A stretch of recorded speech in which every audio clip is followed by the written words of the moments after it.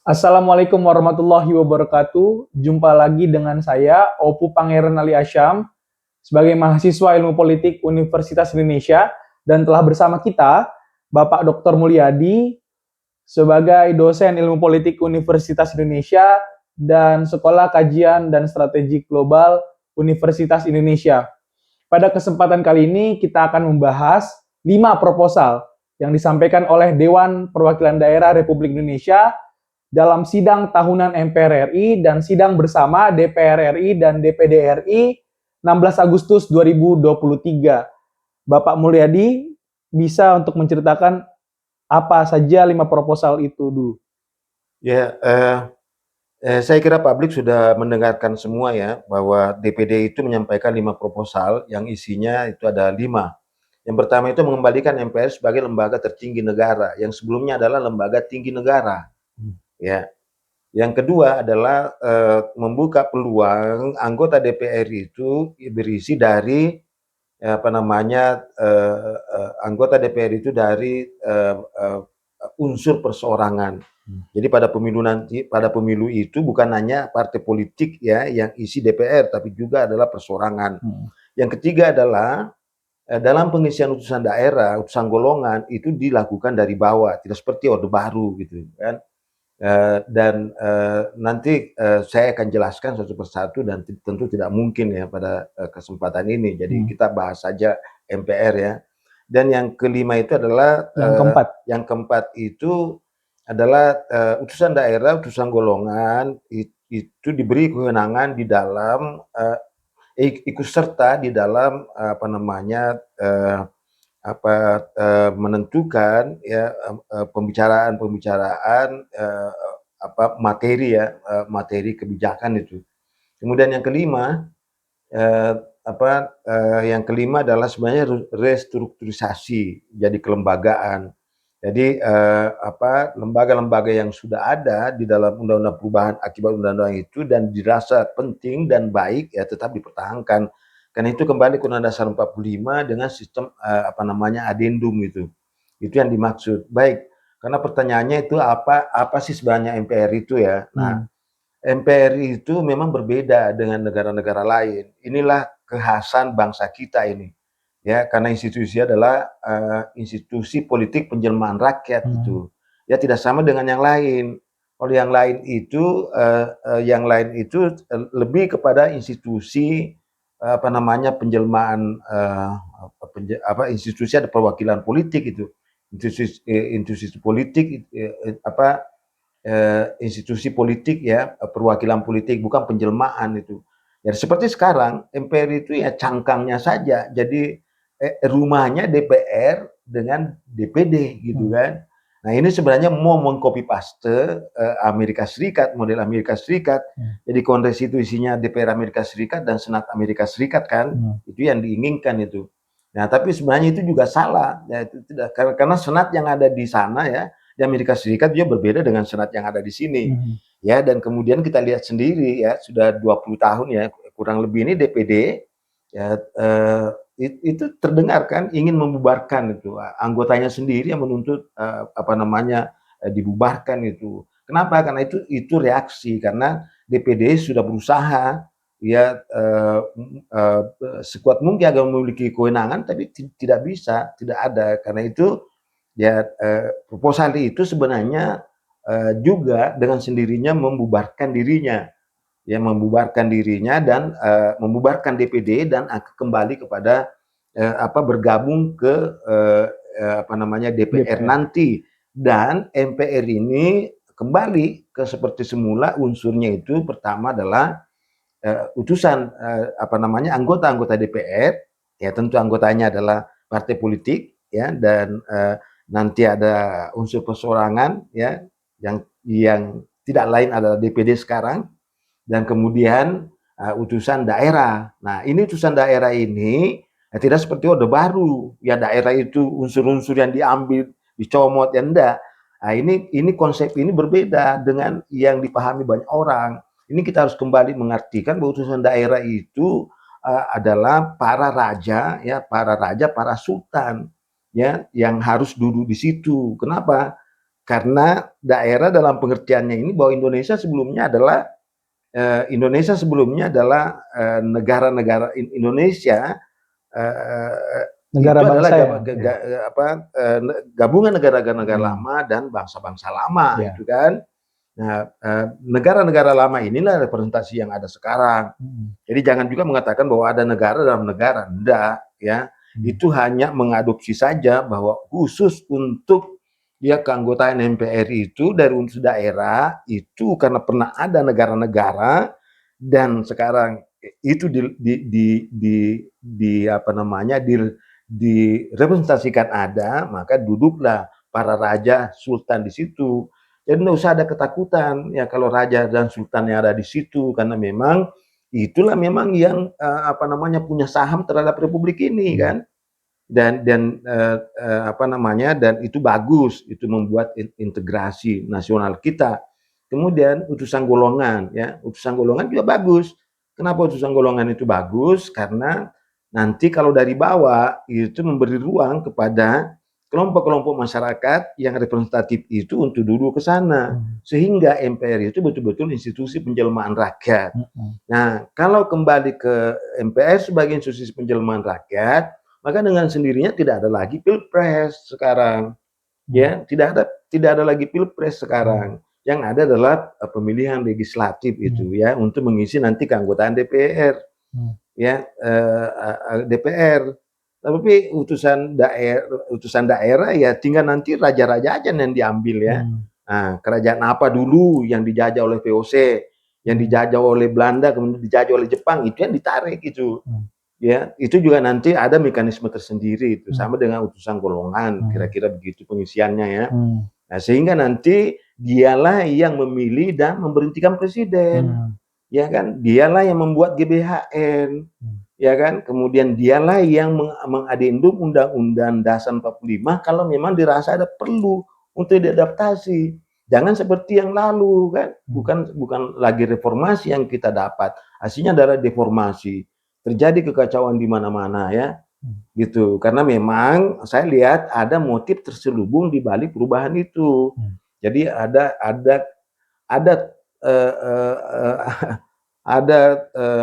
motif politik yang tersembunyi. Yang pertama ingin menguasai ekonominya, ingin menguasai ekonomi republik ini, ingin menguasai politiknya, dan ingin menguasai presidennya.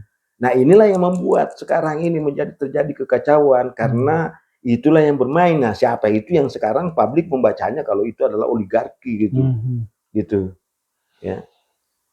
Nah, tadi Bapak menyebutkan di awal menarik bahwa MPR sekarang itu tidak lagi sebagai lembaga penjelmaan tetapi sebagai lembaga perwakilan. Saya mau bertanya, butuh kejelasan. Memang apa sih bedanya penjelmaan dengan perwakilan itu?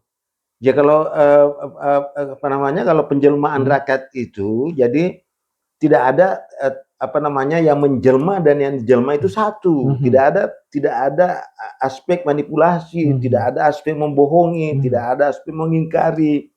Ya kalau dalam teori perwakilan politik kan wakil dan terwakil itu terpisah. Sehingga sangat mungkin wakil itu ya mengkhianati terwakil gitu. Kalau institusi penjelmaan rakyat, MPR itu tidak mungkin mengkhianati rakyat, ya kan? Kalau yang sebenarnya di dalam konsepsi yang diharapkan oleh para pendiri bangsa kita. Tetapi yang terjadi memang sebelumnya ya jangan mengatakan lah kan Orde Baru lah. Orde Baru itu belum dilaksanakan, ya. Orde Baru belum dipraktekkan. Jadi jangan mengatakan bahwa MPR dulu, nah MPR itu tidak seperti dulu. Mana ada raja-raja isinya, mana ada sultan isinya di situ kan. Dan yang kedua utusan golongan apa yang ada di situ? Apakah benar-benar itu golongan yang ada seperti sekarang ini representasinya kan enggak. Dan Pak Harto memang di rezim Orde Baru memang dalam rangka memperkuat kekuasaannya, dan saya kira itulah dampaknya itu tadi. Tapi ada satu hal ya, ketika presiden macam-macam diberhentikan oleh oleh MPR dan dia bertanggung jawab. Sekarang presiden berbuat seenaknya, mau bertanggung jawab kepada siapa? Dan bagaimana cara memberhentikannya? Kan terlalu berbelit-belit. dia tidak bisa bertanggung jawab ya karena tidak ada lembaga di atasnya. Jadi kalau DPR bersekongkol dengan presiden, sudah itu tamat riwayatnya. Tapi kalau MPR masih ada dua. Kalau DPR bersekongkol dengan ini, ya bersekongkol partai politik bersekongkol dengan presiden, masih ada di DPR utusan unsur perorangan, masih ada para raja-raja dan sultan. Anda mau suap itu tidak mungkin, itu sulit, ya kan? Nah, jangan mengatakan itu kan raja-raja itu. Iya, raja-raja yang Anda maksud itu kan raja-raja raja-raja kecil. Lah ini yang masuk ini raja-raja beneran. Iya kan, yang memikirkan yang yang dulu, nah, tidak mungkin juga ini reputasi politik, gitu kan. Nah, di situ itu yang dia maksud itu penjelmaan institusi politik, penjelmaan rakyat gitu. Karena dia rakyat sendiri melaksanakan kedaulatannya. Karena itu rakyat itu betul-betul berdaulat. Kan kedaulatan rakyat itu ada kalau rakyat berdaulat. Nah, rakyat itu menjelma ke dalam dirinya sendiri. Dia sendiri yang melaksanakan dalam bentuk mengangkat presiden, memilih presiden, sekaligus memberhentikan. Nah, konstitusi sekarang ini, undang-undang saya sebutnya Undang-Undang 2002, ya, itu justru memperkuat presidensi dalam pengertian bersekongkol dengan DPR. Partai politik tadi ya? Iya, yang bahayanya, ya kan, sehingga tidak ada yang kontrol gitu kan. Nah, siapa yang bisa mengontrol presiden dengan DPR kalau sudah bersekongkol? Nggak ada. Dengan MPR tadi itu masih ada yang saya sebutkan sebelumnya bahwa ada raja-raja dan sultan, nggak mungkin bersekongkol.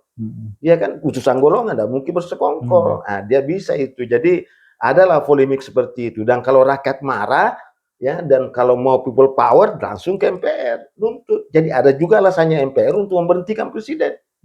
Nah, kalau sekarang datang rakyat ke MPR susah berhenti. Karena di DPR presiden dan DPR mengatakan saya juga massa. Akhirnya massa rakyat diadu domba, dipecah belah gitu. Itu akibat produk itu tadi. Itu Undang-Undang 2002 ini. Jadi pemahaman ini utusan daerah itu keliru sebenarnya itu. Bukan seperti yang diperhatikan oleh Pak Harto. Karena yang dimaksud di sini adalah Indonesia kan gabungan negara-negara lama dan bangsa-bangsa lama. Gitu kan. Nah, supaya mereka ada di dalamnya, ikut serta dalam proses politik itu, diberikan tempat di MPR itu. Itulah sebenarnya genealogi politiknya itu. Nah, membandingkan yang ada di Singapura, di Malaysia kan seperti sebelumnya saya katakan, ya kalau Malaysia kan ada 9 kerajaan, ya kan. Nah, menentukannya ini kepala negara, ya kan. Coba lihat bagaimana perannya itu kepala negara itu kan di sana yang dipertuang agung. Ketika deadlock misalnya pemilihan menteri, perdana menteri, dia juga kembali kepada raja. Dan raja juga tidak langsung dia minta pertimbangan kepada 9 kerajaan tadi itu tadi ya. Ya itu sebutan saja, bukan di Malaysia ada 9 negara, ada negara dan ada negara dalam negara enggak ya? Ya seperti sekarang lah misalnya itu kita mengatakan bahwa dulu ada Kesultanan Yogyakarta, sekarang kan ada sultannya. Nah, cuma dikasih daerah istimewa sehingga gubernurnya tidak lagi pilkada. Nah, besok Sri Sultan itu langsung menjadi anggota MPR. Raja-raja yang lain langsung menjadi anggota MPR. Sultan-sultan lain langsung anggota MPR. Nah, kalau itu nanti yang memilih presiden, kan itu lebih tinggi, lebih bagus kualitasnya itu. Nah, kalau misalnya untuk golongan NU yang melakukan, Muhammadiyah yang melakukan, memilih, kan itu bagus kualitasnya. Daripada anggota Muhammadiyah yang tidak terkontrol. Daripada anggota NU yang tidak terkontrol. Nah, kalau pimpinan NU yang datang di sana, nah, kalau ada salah, ya salahkan itu pimpinannya NU, utusan golongan kan gitu jadinya. Jadi itu lebih bagus. Ingat, demokrasi itu bukan one man one vote, ya. Bukan one man one vote, tetapi representasi politik. Itu demokrasi itu. Ya kan, representasi politik itu. Nah, membahas mengenai tadi ya, akhirnya konsekuensinya juga kepada pemilihan presiden dan wakil presiden. Ini perlu diluruskan ini Pak, karena sekarang ini kan tadi yang dianut adalah konsep one man, one vote, dan one value gitu. Nah, kemudian mau diubah ini pemilihan presiden melalui MPR ini. Apakah itu demokratis gitu? Nah.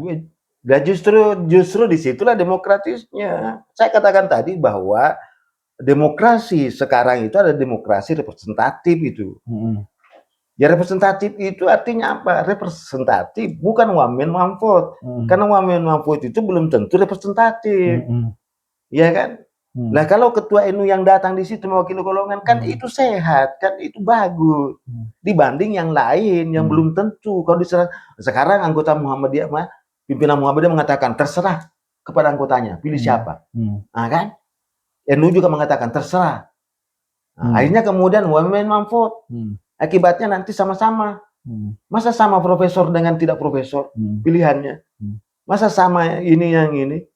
Apakah itu berdaulat? Tidak bisa begitu. Demokrasi itu ada pembatasan.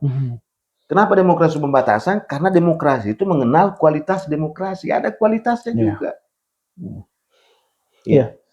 Saya menangkap ya bahwa memang ada pemahaman yang keliru mengenai demokrasi itu sendiri. Karena tadi demokrasi yang diadopsi mungkin demokrasi Barat ya Pak ya.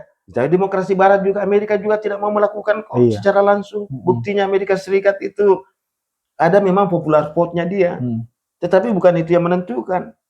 Yang menentukan itu electoral college, ya kan? 538 suara. Nah kita nanti MPR yang menentukan. Lebih bagus kualitasnya itu, karena ada unsurnya anggota-anggota DPR, ya kan? Utusan golongan, utusan daerah, utusan golongan. Lebih bagus lagi. Kata kuncinya di kualitas, dan memang saya baca itu memang itu dampak negatif dari demokrasi yang one man one vote itu tidak terjamin ya terpilihnya satu kepala negara dan kepala pemerintahan yang kemudian punya kualitas, karena tidak sama juga kualitas pemilih satu sama lainnya ya Pak ya. Ya pasti kalau sekarang kalau berbicara tentang keinginan pemilihan langsung pasti banyak, pasti banyak yang mau, tapi yang mau itu bukan volunteer general, bukan kehendak umum, bukan kualitas, itu kuantitas. Banyak orang yang mau cari untung oleh pilpres ini. Banyak yang mau cetak baju, banyak yang mau jadi relawan, banyak yang mau ini akibatnya. Itulah yang berpesta. Tapi hasilnya nanti apa? Ya kan kerugian semata-mata karena menghasilkan pemilu yang tidak berkualitas, kemudian nanti hasilnya ini masyarakat terbelah, masuk lagi ke MK, akhirnya pemerintah nanti tidak punya legitimasi dan justifikasi untuk memerintah dengan baik. Akibatnya dia melaksanakan pemerintahan non demokratis, melakukan manipulasi, melakukan suap politik, akhirnya menjalankan kekuasaan non demokratis, menindas, anti kritik, status quo, anti perubahan dan korup. Itu yang terjadi sekarang.